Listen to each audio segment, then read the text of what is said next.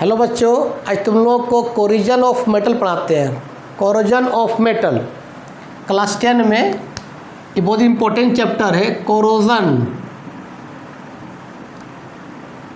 Corrosion of metal. तो सबसे पहले कोरोजन ऑफ मेटल पढ़ते हैं आयरन का कोरोजन। आखिर आयरन में और कोरोजन ऑफ आयरन को स्पेशल नाम एक रस्टिंग ऑफ आयरन। तो लोहे में जंग लगना क्या बोलते हैं? Rusting of iron.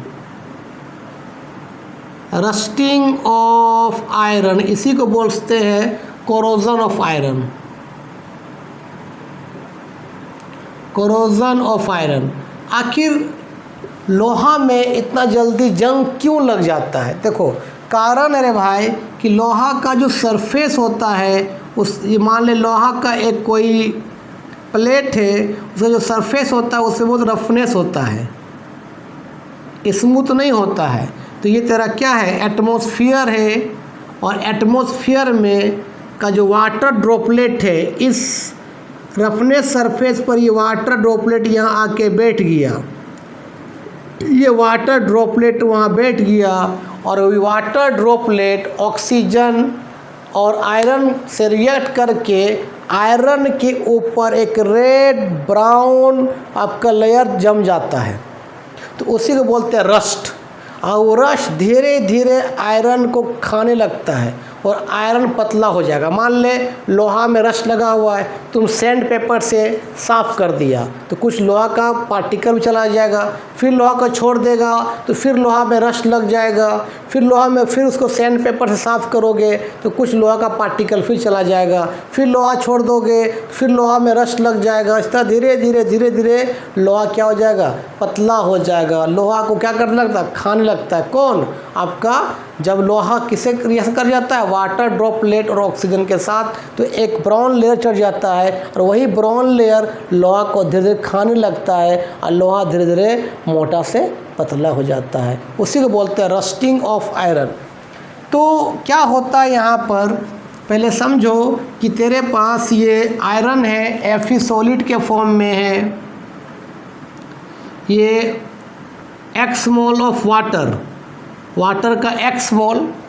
आपका बरसात में वाटर का मोल ज़्यादा होगा, गर्मी वाटर का मोल कम होगा, क्योंकि आयरन में रस्ट लगने का मेन कारण मॉइस्चर। अगर मॉइस्चर कम है एटमॉस्फेयर में, ड्राई है, तो रस्टिंग देर से लगेगा। लेकिन अगर मॉइस्चर ज़्यादा है, जैसे बरसात के दिन में मॉइस्चर बहुत ज़्यादा होता है, एक दिन में लोहा में क्या जंग लग जाता है, क्योंकि वो वाटर ड्रॉपलेट लोहा के सरफेस में आके बैठ जाता है और ऑक्सीजन से रिएक्शन करके उसके ऊपर एक ब्राउन लेयर जमा देता है।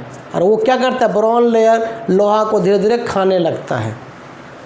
ठीक है, ये ऑक्सीजन के साथ क्या करता है? कांटेक्ट में आ जाता है और आयरन के ऊपर एक iron oxide Fe2O3 into x mole of water इसके साथ जुड़ जाता है। तो कोई भी कंपाउंड के साथ अगर वाटर जुड़ता है उसको बोलते हैं हाइड्रेटेड।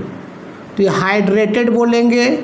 और यहाँ आयरन का वैलेंसी अगर 2 होता है तो भाई उसको हम लोग, तुमको मालूम है कि फेरस बोलते हैं। और आयरन का वैलेंसी जब 3 होता है तो उसको फेरिक बोलते हैं। तो यहाँ पर आयरन ऑक्साइड में आयरन का वैलेंसी 3 है। देखो तो आयरन का वैलेंसी 3 है और तुमको मालूम है ऑक्सीजन का वैलेंसी कितना होता है? 2 होता है। ठीक है, तो ये आपस में क्रिस क्रॉस करोगे तो क्या बन जाएगा? आपका Fe2O3, इसको क्या बोलते हैं? Ferric oxide. Ferric oxide. तो इसका नाम है आपका हाइड्रेटेड फेरिक ऑक्साइड। हाइड्रेटेड आपका फेरिक ऑक्साइड नाम है। जो इसका कलर कैसा होता है? रेड ब्राउन होता है। रेड ब्राउन कलर का होता है। ठीक है, ये रिएक्शन बहुत इम्पोर्टेंट है। होता क्या है पहले समझ जा थोड़ा सा कि मान लेते हैं ये लोहा था, ध्यान देना इतना बड़ा लोहा था, लोहा के ऊपर एक राउंड पीपीटी जम गया, रस्ट लग गया। फिर क्या किए हम, एक सैंड पेपर आता है, इसको साफ़ कर दिए। जब साफ़ किए तो लोहा का पार्टिकल भी चला गया, लोहा थोड़ा सा पतला हो गया, थोड़ा पतला हो गया। फिर एटमॉस्फेयर से वो कंबाइन कर जाएगा, फिर इसमें आपका रस्ट लग जाएगा।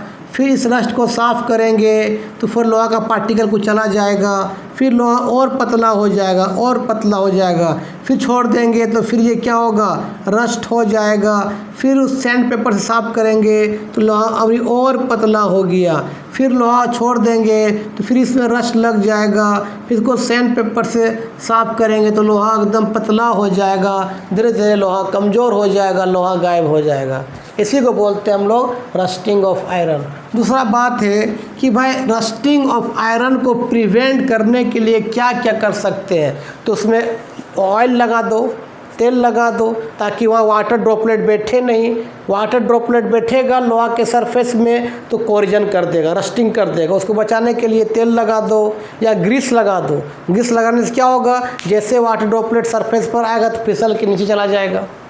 या तो पेंटिंग कर दो, अगर लोहा के ऊपर ये लोहा है, उसके ऊपर अगर जिंक का लेयर चढ़ाने से उसको बोलते हैं गैल्वेनाइजेशन बोलते हैं, गैल्वेनाइजेशन बोलते हैं। तो अगर उसके ऊपर पेंट चढ़ा देंगे तो आपका लोहा का जो सरफेस है स्मूथ हो जाएगा। जैसे स्मूथ हो जाएगा तो वाटर ड्रॉपलेट वहाँ बैठेगा तो वहाँ से फिसल के कहाँ चला जाएगा, नीचे आ जाएगा, तो वहाँ रस्ट नहीं लग सकता है। तो पूछेगा बताओ लोहा में इतना जल्दी रस्ट क्यों लगता है, तो बोलना सर लोहा का जो सरफेस होता है स्मूथ नहीं होता है। स्मूथ नहीं होने के कारण एटमॉस्फेयर का वाटर ड्रॉपलेट वहाँ पर बैठ जाता है और ऑक्सीजन के साथ रिएक्ट करके उसके ऊपर एक रेड ब्राउन पीपीटी चढ़ जाता है। उसी को बोलते हैं रस्टिंग ऑफ आयरन या corrosion of iron. Rusting of iron या कोरिजन ऑफ आयरन दोनों क्या है, सेम चीज़ है। अच्छा बोलेगा रस्टिंग ऑफ आयरन्स का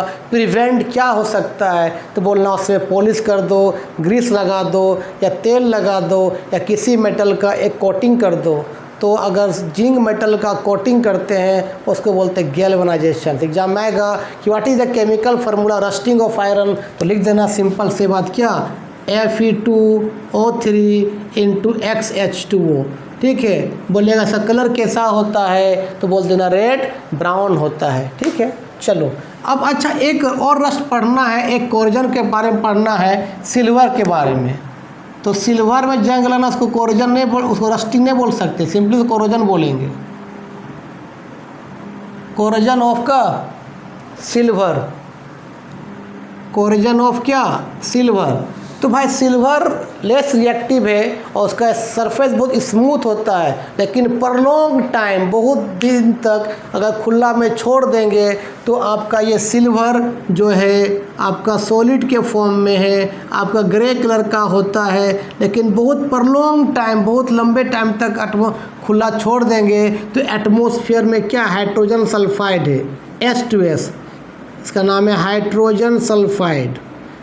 हाइड्रोजन सल्फाइड नाम है। और ये इसका स्मेल भी जो होता है सड़ा हुआ अंडा जैसा होता है, रोटेन एग जैसा होता है।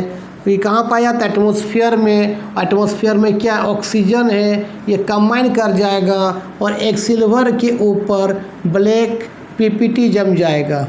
और वो ब्लैक पीपीटी किसका होगा, सिल्वर सल्फाइड का होगा, Ag2S का। और साथ में आपका वाटर, आपका मॉलिक्यूल्स वेपर के फॉर्म में आपका बाहर निकल जाएगा।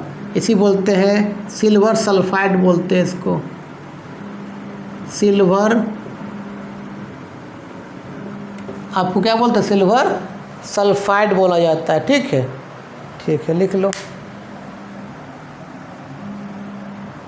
ठीक है, दूसरा होता है कॉपर में भी। कॉपर को भी बहुत देर तक एटमॉस्फेयर में छोड़ देंगे तो कॉपर जो है आपका सॉलिड के फॉर्म में होता है और इसका कलर कैसा होता है, रेड ब्राउन होता है। और वो क्या करेगा, एटमॉस्फेयर का कार्बन डाइऑक्साइड गैस, एटमॉस्फेयर का वाटर और एटमॉस्फेयर का ऑक्सीजन से रिएक्ट कर जाता है, लेकिन बहुत जल्द नहीं, पर लॉन्ग टाइम, बहुत दिन के बाद लगेगा। क्यों? क्योंकि आपका सिल्वर और जो कॉपर होता है लेस रिएक्टिव होता है और उसका स्मूथ, आपका जो उसका सरफेस होता है स्मूथ, लेकिन बहुत लंबे समय तक छोड़ देंगे तो आपका वहाँ भी आपका कोरोजन लग जाता है। तो आपका कॉपर का जो क्या बन जाता है, या कॉपर में ये हाइड्रोक्साइड ये बन जाता है हाइड्रो ऑक्साइड, या बोल सकते हैं बेस कॉपर कार्बोनेट बन जाता है, जिसका कलर होता है आपका ग्रीन कलर का होता है। फार्मूला क्या होता है? बेस मतलब क्या? कॉपर हाइड्रोक्साइड और साथ में कॉपर कार्बोनेट, यही आपका होता है ग्रीन कलर का होता है, ग्रीन कलर का होता है। ठीक है, इतना आज तुम लोग पढ़ लेना। नेक्स्ट वीडियो में तुमको रेनसिडिटी के बारे में बता देंगे। तब तक के लिए बाय बाय।